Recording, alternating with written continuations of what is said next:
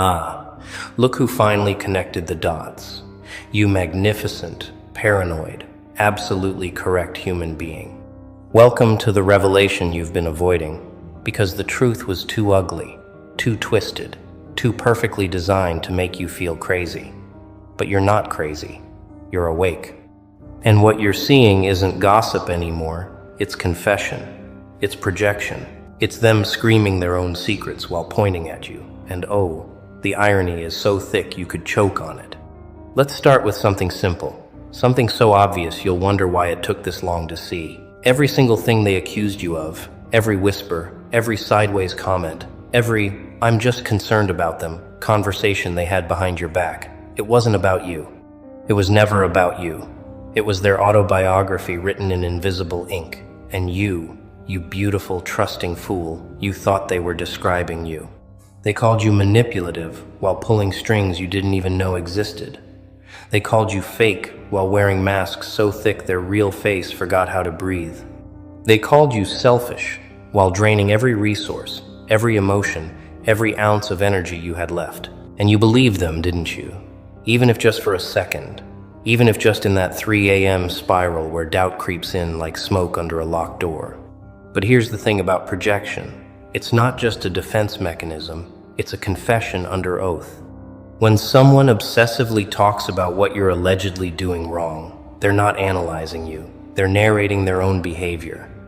The cheater who constantly accuses you of cheating, the liar who questions every word you say, the manipulator who warns everyone that you're the puppet master. It's not insight, it's a mirror, and they're too blind to see their own reflection staring back.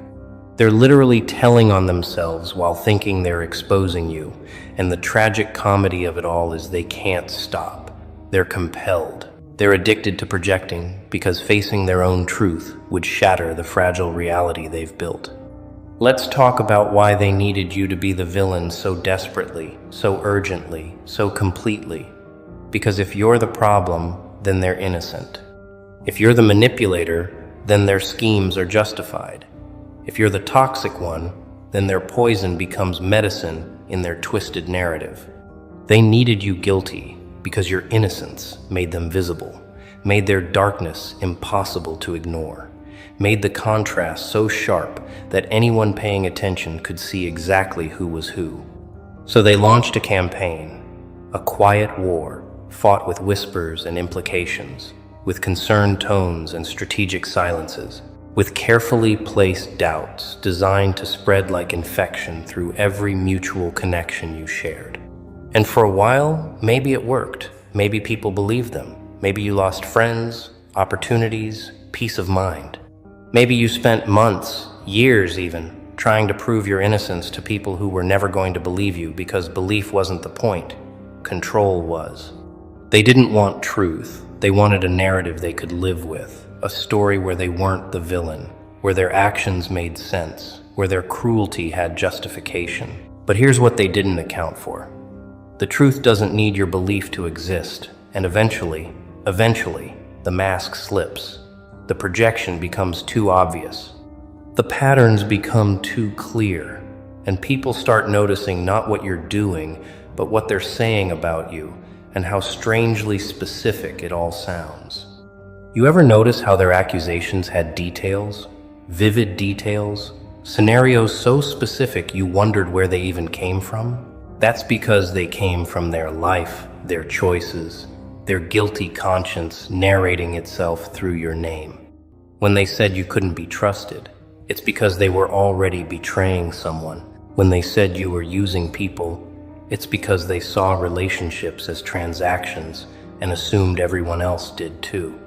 When they said you were playing victim, it's because they were terrified of their own accountability, terrified that if they stopped playing offense, they'd have to play defense. And their defense was non-existent. Every accusation was a confession. Every criticism was a self-portrait. Every warning about you was an autobiography they were too cowardly to own. And the beautiful thing, the absolutely poetic thing about projection, is that it has an expiration date. You can only blame someone else for your own behavior for so long before the pattern becomes visible. before the story stops making sense. Before people start asking why this person is so obsessed with someone they claim to want nothing to do with. Why are they still talking about you months after you stop talking about them? Why do they bring you up in conversations that have nothing to do with you? Why does your name live rent-free in their mouth when you've evicted them from your mind? It's because you're not the subject of their gossip. You're the character in their confession. And they can't stop confessing because the guilt is eating them alive from the inside out. Let's get specific. Let's talk about the types of projections you probably encountered, the flavors of confession disguised as concern.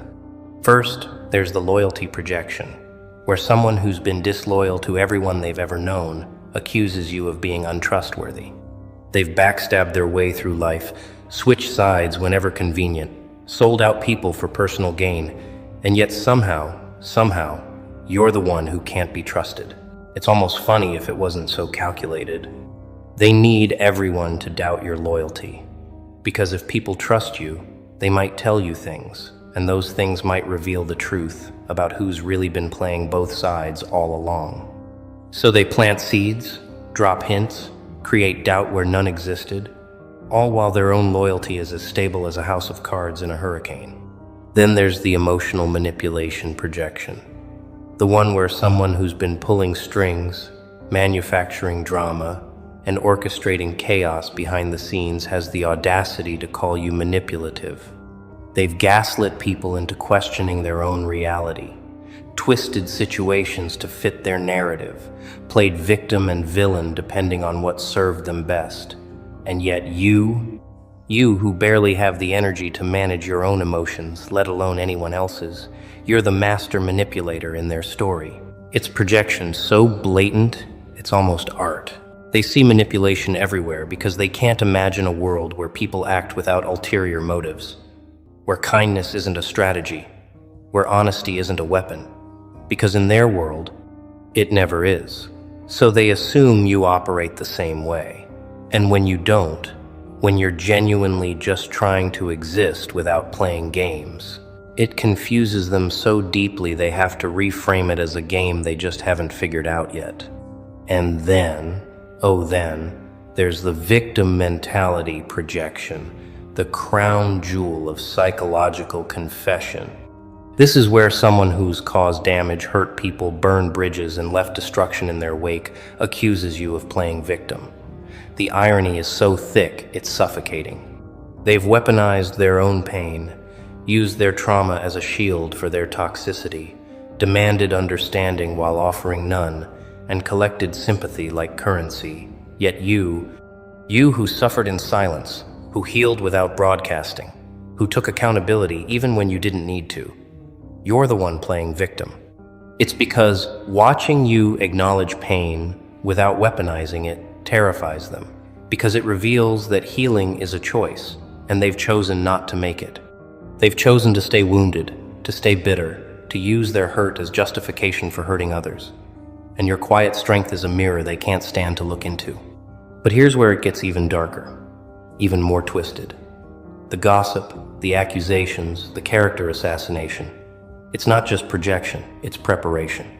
They're building a narrative in advance, creating a story that will explain away whatever they're about to do or have already done. If they can convince people you're untrustworthy before you find out they betrayed you, then when you react, you're just being paranoid, just being dramatic, just proving their point. If they can paint you as manipulative before people discover they manipulated the situation, then any evidence you present looks like more manipulation. It's preemptive damage control, a narrative insurance policy. And you were so busy defending yourself from false accusations that you didn't realize they were setting up an alibi for crimes they hadn't even committed yet in your eyes, but had already committed in reality. Think about it. How many times did their accusations come right before you discovered something? Right before a truth came out? Right before the mask slipped? It's not coincidence, it's strategy. They needed people to doubt you before you had reason to doubt them. They needed your credibility destroyed before their actions came to light. They needed the narrative set so firmly that when you finally spoke your truth, It sounded like exactly what they'd been warning everyone about. It's psychological warfare, and the weapon is your own reputation turned against you, sharpened with lies, wielded with gossip, and aimed at your throat before you even knew you were in a fight. And the confession, the real confession, is in the timing, in the desperation, in the urgency with which they needed everyone to see you as the problem. Now, let's talk about what happens when the projection starts to crack, when people start noticing the patterns, when the gossip stops landing the way it used to. Because projection has a fatal flaw. It requires other people to believe it, and belief requires consistency. But projectors aren't consistent because they're not telling a true story. They're telling a useful story, and usefulness changes. So the narrative shifts. First you were manipulative, then you were crazy, then you were jealous, then you were obsessed. And wait, hold on, which one is it? The story keeps changing because it was never about what you did. It was about what they needed people to believe. And different situations required different villains. But eventually, people notice. They notice the story doesn't add up. They notice the intensity doesn't match the crime. They notice that for someone who claims to want distance, this person sure can't stop talking about you. And that's when the projection becomes a noose. Because once people see it, they can't unsee it.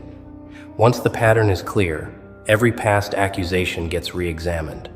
Every whispered warning gets questioned. Every dramatic retelling gets analyzed, not for what it says about you, but for what it reveals about them. And suddenly, all that gossip becomes a confession tape playing on repeat for anyone willing to listen closely. The cheating accusations reveal their infidelity. The lying accusations reveal their dishonesty. The manipulation accusations reveal their control tactics. It's all there, every crime they committed listed clearly in the accusations they made against you. And the evidence isn't in what you did, it's in what they couldn't stop talking about. Because guilty people can't help but confess, they just do it by pointing at someone else. Here's the part that probably kept you up at night, the part that made you question everything, the part that had you wondering if maybe, just maybe, they were right about you. You started seeing their accusations in your own behavior. Not because you were actually doing what they said, but because when someone insists you're something long enough, loudly enough, confidently enough, your brain starts scanning for evidence to prove them right. It's called the spotlight effect, mixed with accusation trauma. They said you were selfish, so every time you prioritized yourself, even in healthy, necessary ways, you felt guilty. They said you were manipulative, so every time you set a boundary or made a request, you questioned your motives. They said you were fake, so you started monitoring your own authenticity until you felt like a stranger to yourself. That's not evidence of their accuracy, that's evidence of their impact. And it's exactly what they wanted, you doubting yourself so thoroughly that you'd never doubt them. But let's flip the script, literally. Let's talk about what you actually did that made their projection so necessary, so urgent, so vicious. You existed authentically in a space where they needed people to perform. You healed in an environment where they needed everyone to stay broken so their dysfunction felt normal. You set boundaries in relationships where they needed unlimited access. You grew in circles where they needed everyone to stay small so they could feel big. You saw through their masks in a dynamic where everyone was supposed to play along. You were the variable they couldn't control, the mirror they couldn't crack, the truth they couldn't spin.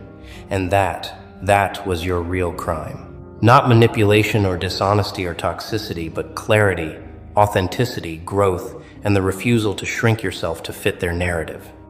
And here's the confession hidden in their gossip, the one they'll never say out loud but you need to hear. They saw something in you they killed in themselves. Maybe it was integrity. Maybe it was courage. Maybe it was the ability to be alone rather than compromise values. Maybe it was self-respect. Maybe it was healing capacity. Whatever it was, they recognized it, mourned it, resented it, and decided if they couldn't have it, they'd destroy it in you, or at least convince everyone else it wasn't real. The gossip was grief. The accusations were envy. The character assassination was their suicide note for the person they could have been, should have been, chose not to be, and watching you be that person anyway was unbearable. So they tried to kill it by proxy, tried to murder your light with their words, tried to bury your truth under their lies, and called it concern, called it protection, called it anything but what it was, which was a confession of their own spiritual bankruptcy. Let's go deeper, because we're not here for surface observations. We're here for excavation. The specific things they accused you of, write them down if you haven't already. Look at the list, really look at it. Now ask yourself, who in this situation actually demonstrated these behaviors? Not in your anxious imagination, not in your trauma-soaked analysis of your own actions, but in objective reality. Who actually manipulated situations? Who actually lied consistently? Who actually used people? Who actually played victim while victimizing others? Who actually betrayed trust? Whose actions, not whose accusations, match the crimes listed? I'd bet everything the answer isn't you, the answer is them, and the proof isn't in their words about you, it's in their actions toward you, and everyone else unlucky enough to enter their orbit. Here's a pattern you probably noticed. They accused you of things that would be almost impossible for you to definitively disprove. How do you prove you're not manipulative when any defense sounds like manipulation to people primed to see it? How do you prove you're not playing victim when talking about actual harm sounds like victimhood to people invested in the abuser's narrative? How do you prove you're trustworthy to people who've been told you're a liar? When anything you say gets filtered through that lens, you can't, and that's the point. They chose accusations that were unfalsifiable, untestable, based entirely on interpretation and perception, because those accusations don't need evidence, they just need repetition. Say something enough times with enough conviction, and it becomes truth in the minds of people who don't investigate, who don't question, who just absorb and repeat. And the confession in that strategy is simple. They knew they had no real evidence, no concrete examples, no actual proof, so they trafficked in vibes and implications and the power of suggestion, because facts were never on their side. And what about the intensity, the obsessive quality of their gossip? Normal people don't spend years talking about someone they claim to dislike. Normal people move on. Normal people forget. Normal people live their own lives without needing to narrate someone else's. But these people, they couldn't stop, couldn't let go, couldn't move forward without dragging your name backward. Why? Because you weren't just a person to them, you were a symbol. You represented something they needed to defeat, an idea they needed to kill, a possibility they needed to eliminate.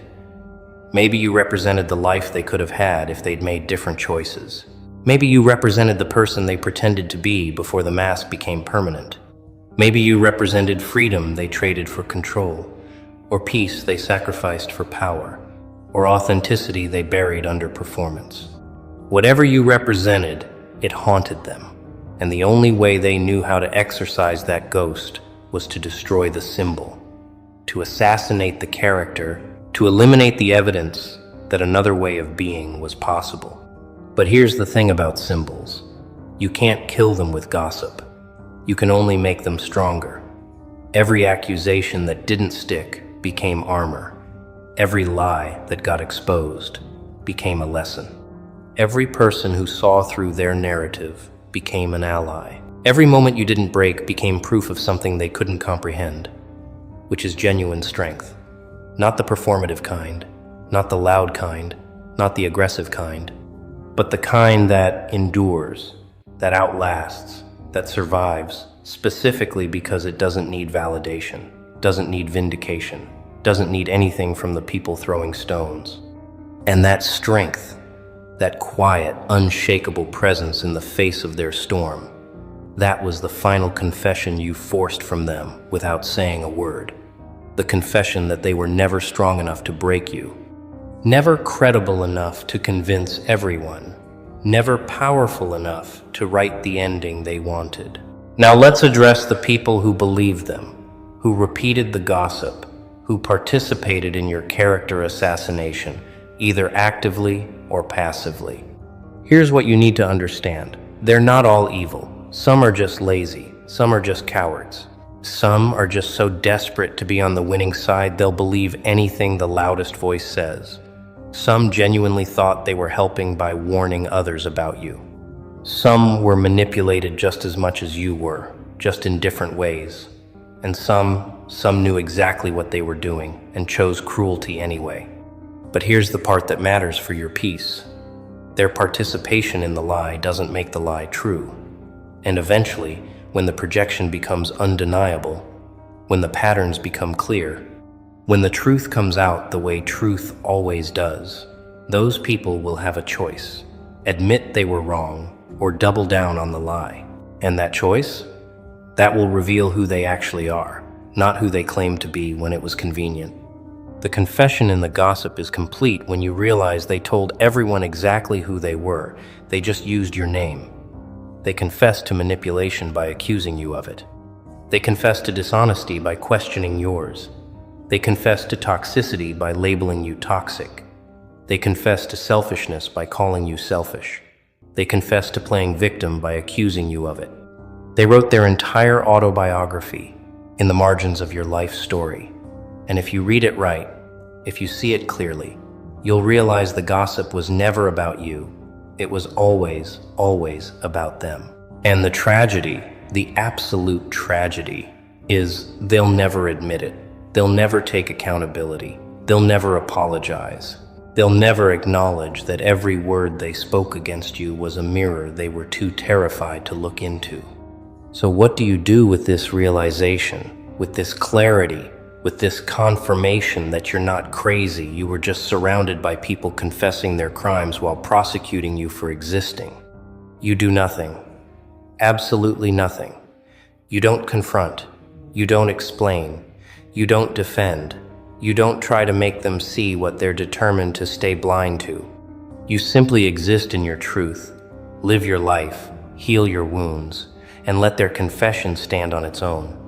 Because the beautiful thing about projection is it's self-exposing. Give it time. Give it space. Give it room to breathe and repeat and contradict itself.